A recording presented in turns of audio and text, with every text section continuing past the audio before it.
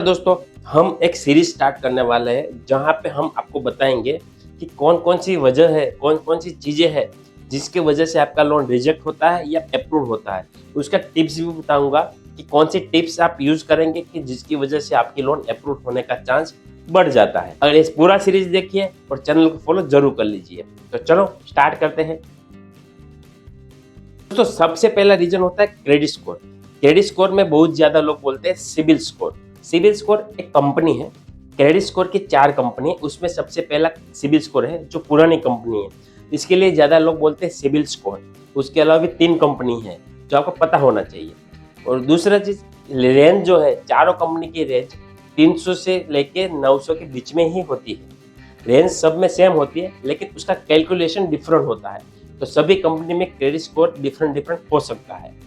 जो लोन आपको दे रही है एनबीएफसी कंपनी, उसको क्रेडिट स्कोर की कौन सी कंपनी का स्कोर काउंट करती है वो देखना जरूरी होता है। दूसरा रीजन है आपका एरिया पिन कोड।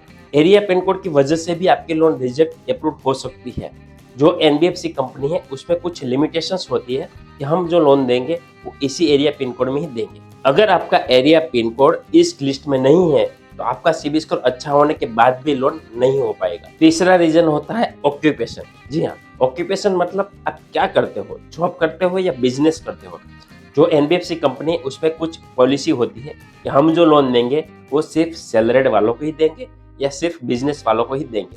सब में डिफरेंट होता है। तो अगर आप सैलरीड जो लोन देती है कंपनी, उसमें अगर अप्लाई करेंगे, आप सेल्फ एम्प्लॉयड हो तो रिजेक्ट हो जाएगा। और सेल्फ एम्प्लॉयड देने वाली जो कंपनी है उसमें आप सैलरीड होके अप्लाई करेंगे तो रिजेक्ट हो जाएगा।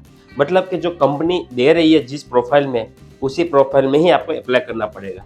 कुछ कंपनी ऐसी भी है दोनों को देती है, सैलरीड वालों को भी देती है और बिजनेस वालों को भी देती है, तो वहां से भी अप्लाई कर सकते हो।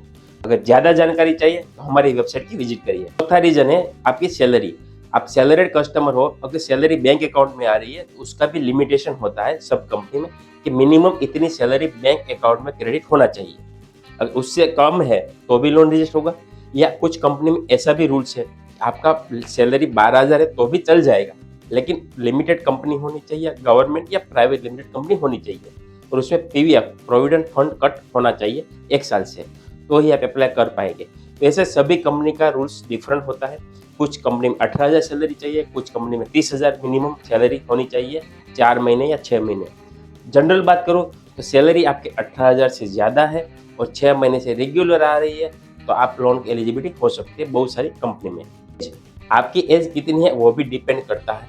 कुछ कंपनी की स्टार्टिंग रेंज है 23 से 56, कुछ कंपनी 21 साल से भी दे सकता है, लेकिन डिपेंड करता है कौन सी कंपनी और आपकी प्रोफाइल पे। एक दूसरा टिप्स देता हूँ, अगर आप सेल्फ एम्प्लॉयड हो या सैलरीड हो तो आप आसानी से ऐसी कंपनी है जहाँ से अप्लाई कर सकते हो, जहाँ से एलिजिबिलिटी भी चेक कर सकते हो, उसी बेस पे आपको कंपनी गाइड करेगा और अप्लाई कर पाते हो। लोन रिजेक्ट होने का ये भी सबसे बड़ा रीजन है, चाहे अपना सिबिल स्कोर अच्छा हो, चाहे अपना सिबिल स्कोर 800 से ज़्यादा हो, सैलरी भी 40,000 से ज़्यादा है, बिजनेस प्रूफ है फिर भी लोन नहीं दे रहा है, ये रीजन भी हो सकता है कि आपने लेटेस्ट लोन लिया हुआ है। जनरल 3 से 6 महीने के अंदर कोई लोन लिया हुआ है आपने तो भी लोन रिजेक्ट हो सकती है, चाहे आपने कितनी भी अमाउंट लिया होगा। बहुत सारे केसेस ऐसा देखा हुआ है कि सिबिल अच्छा है, सैलरी अच्छी है, बिजनेस है, प्रूफ है, फिर भी लोन नहीं हो रहा है। जब हम क्रेडिट स्कोर एनालिसिस करते हैं तब हमको पता लगता है कि उसने 2 महीने पहले ही कोई लोन लिया हुआ है, चाहे कितनी भी अमाउंट हो। अमाउंट की नहीं देखता, लिया हुआ है वो काउंट करता है, तो उसी बेस पे भी आपको लोन नहीं होती है। तो जनरल बात करूँ तो लोन लास्ट लोन के बाद 6 से 8 महीने के बाद अगर अप्लाई कर पाते हो तो लोन का अप्रूवल ज़्यादा बढ़ जाता है। ये सीरीज था लोन रिजेक्ट होने का रीजन। हम अगली सीरीज स्टार्ट करने वाले हैं, लोन अप्रूव कैसे ज़्यादा आ सकता है और कौन सी कंपनी में आ सकता है, उसके लिए हम बात करेंगे। तो चैनल को फॉलो जरूर कर लीजिए।